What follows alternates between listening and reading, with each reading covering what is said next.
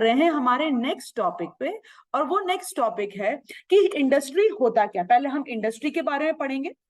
आप देख सकते हो स्क्रीन में, सबसे पहले हम किसके बारे में पढ़ेंगे? सबसे पहले हम पढ़ेंगे इंडस्ट्री के बारे में, फिर हम पढ़ेंगे बिजनेस के बारे में, एंड फिर हम पढ़ेंगे कॉमर्स एंड ट्रेड के बारे में, और उसके बाद हम इन सब के रिलेशन को भी डिस्कस करेंगे। ठीक है, सबसे पहले हम पढ़ते हैं इंडस्ट्री क्या है। देखिए, मैं आपको एक छोटा सा एग्जाम्पल देती हूँ कि सपोज ये एक इंडस्ट्री है। इंडस्ट्री जैसे हमने फॉर एग्जाम्पल इंडस्ट्री ले लिया बैंकिंग इंडस्ट्री। ठीक है, अब इस बैंकिंग इंडस्ट्री में छोटे छोटे क्या होते हैं? मल्टी बिजनेसेस होते हैं। ये सब क्या है आपके? ये सब है मल्टीपल बिजनेसेस। इन सारे बिजनेसेस के बीच में एक क्या होता है? कॉमन फैक्टर है। और वो कॉमन फैक्टर क्या है कि ये सारे बिजनेसेस जो हैं, इन सारे बिजनेसेस का कॉमन क्या है? All the businesses produce the similar output. ये सारे बिजनेसेस क्या करते हैं? ये सारे बिजनेसेस जो प्रोडक्ट प्रोड्यूस करते हैं वो क्या है? सिमिलर है। यानी कि industry is basically a collection of various multiple business. एक इंडस्ट्री बहुत सारे बिजनेसेस का क्या है? एक कलेक्शन है। और वो सारे बिजनेसेस के बीच में क्या कॉमन फैक्टर है कि वो सारे बिजनेसेस सेम टाइप के प्रोडक्ट प्रोड्यूस करते हैं। जैसे हमने एग्जांपल किसका लिया? हमने एग्जांपल लिया किसका? बैंकिंग का। अब ये हमारे पास बैंकिंग इंडस्ट्री, तो बैंकिंग इंडस्ट्री में आपका गवर्नमेंट बैंक भी आता है, प्राइवेट बैंक भी आता है, इंटरनेशनल बैंक भी आता है और रीजनल बैंक भी आते हैं। लेकिन ये सारे बैंक का पर्पस सेम है। इन सारे बैंक जो है वो एक कॉमन प्रोडक्ट प्रोड्यूस करते हैं, कॉमन आउटपुट देते हैं टू दी जनरल पब्लिक। तो इसीलिए ये सारे बैंक जो है वो किस इंडस्ट्री से बिलोंग करते हैं? बैंकिंग इंडस्ट्री से बिलोंग करते हैं। इसके रिगार्डिंग मेरे पास एक और अच्छा एग्जांपल है। हम सब कार के बड़े शौकीन हुए हैं, तो ऑटोमोबाइल इंडस्ट्री। जो ऑटोमोबाइल इंडस्ट्री है वो क्या है? उसमें बहुत तरीके के मल्टीपल बिजनेसेस हैं। बिजनेसेस बोले तो हम अगर चाहे तो बिजनेसेस को हम एक नया वर्ड और दे सकते हैं, वो होता है कंपनी। तो अगर हम एग्जांपल दें, जनरल मोटर्स अपने आप में कंपनी हो गया, हुंडई अपने आप में कंपनी हो गया, होंडा अपने आप में कंपनी हो गया। तो ये सारे क्या है? ये सारे हैं आपके स्मॉल बिजनेसेस जो अल्टीमेटली सेम टाइप के प्रोडक्ट जो है वो प्रोडक्ट आउटपुट देते हैं, और इसलिए वो सब एक ही इंडस्ट्री से बिलोंग करते हैं, वो है आपकी ऑटोमोबाइल इंडस्ट्री। अब जब हम बात करते हैं टाइप्स ऑफ इंडस्ट्री की, तो बेसिकली ये 4 पार्ट्स में डिवाइडेड है। हम चाहे तो इसमें हम एक नया पार्ट और ऐड कर सकते हैं, और वो जो नया पार्ट है, वो नया जो टाइप, एक नया जो न्यू टाइप ऑफ इंडस्ट्री है, वो है आपकी क्विनरी इंडस्ट्री। ठीक है, तो we have the 4 types of industry: primary, secondary, tertiary and quaternary, and fifth one is the quaternary. ठीक है, सबसे पहले हम बात करते हैं प्राइमरी की। प्राइमरी इंडस्ट्रीज में कौन सी इंडस्ट्रीज आती है?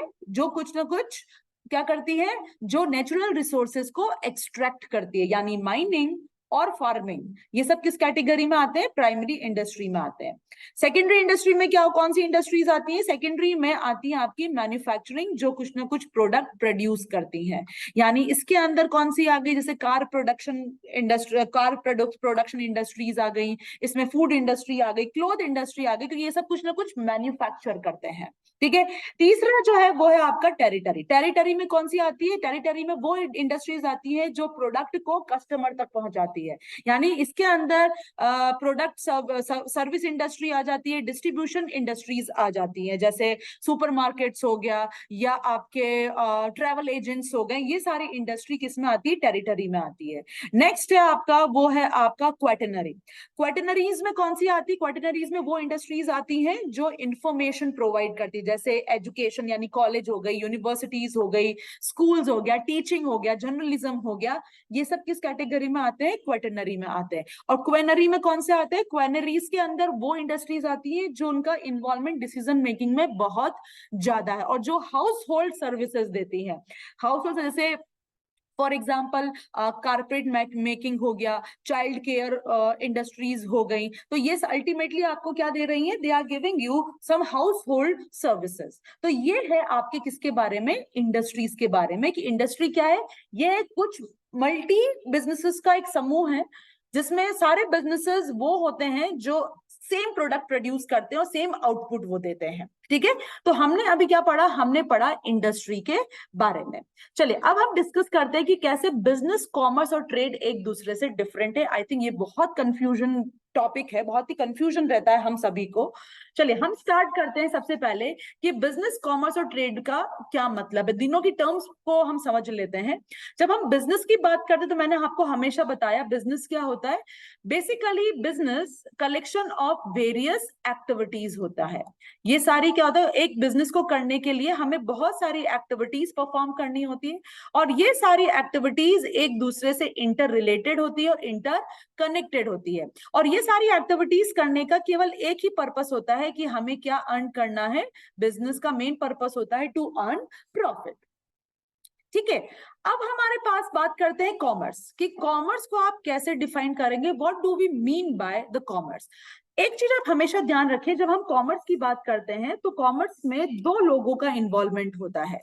ठीक है, जो फर्स्ट पर्सन है वो है आपका प्रोड्यूसर और जो सेकंड पर्सन है वो है आपका एंड कंज्यूमर।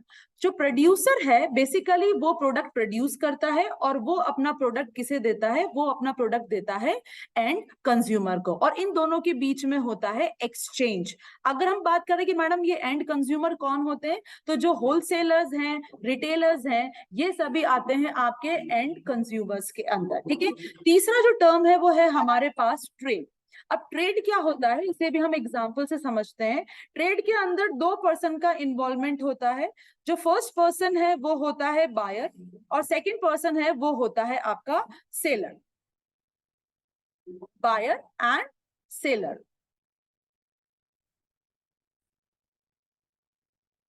ट्रेड जैसे मैंने बताया आपको कि इसके अंदर दो पार्टीज का इन्वॉल्व होता है, buyers and sellers.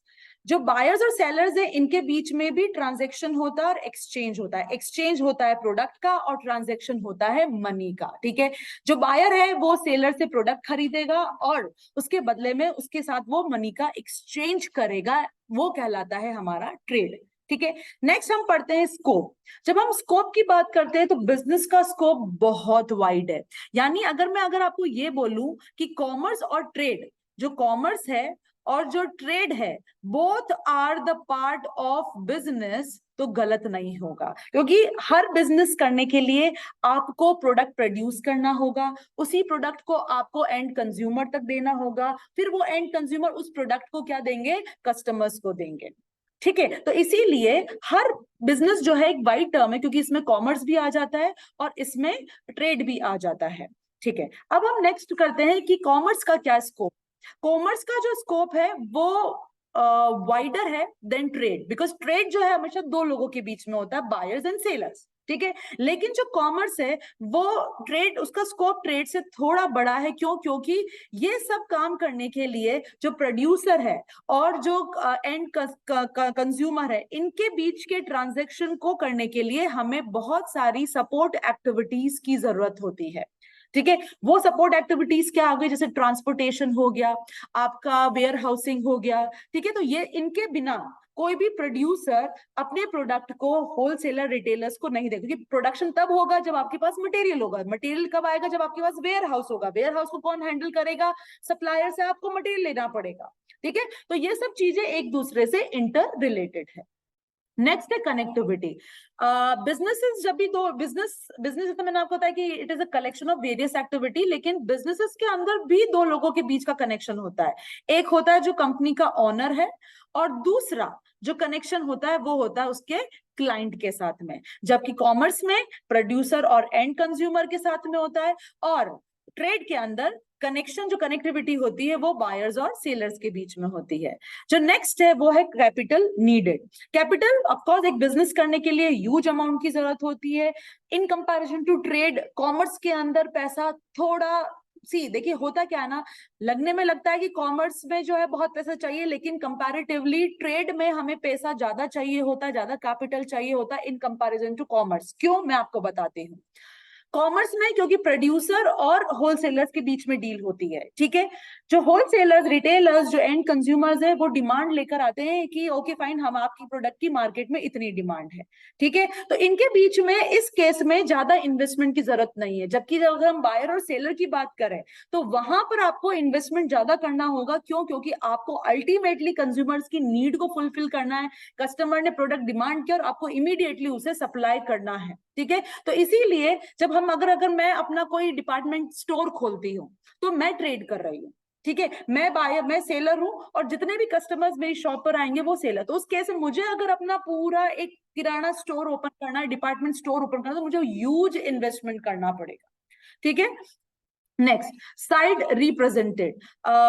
Basically businesses जो है, बिजनेस जो है वो supply side of the product है। ऑफ कोर्स आप अगर बिजनेस कर रहे हो तो बिजनेस का अल्टीमेट पर्पस होता है प्रोडक्ट की सप्लाई करना।